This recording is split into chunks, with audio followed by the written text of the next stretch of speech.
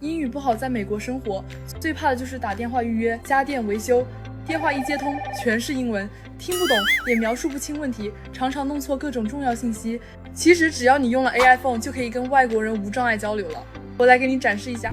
嗨，伙计，能听到我说话吗？ Hey buddy, can you hear me? Yeah, you're speaking English now. How come?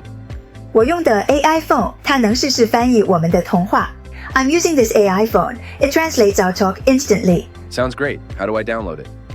怎么样，是不是特别的好用？以后用它跟外国人打电话就不用担心语言不通了。你也点击视频链接下载试试看。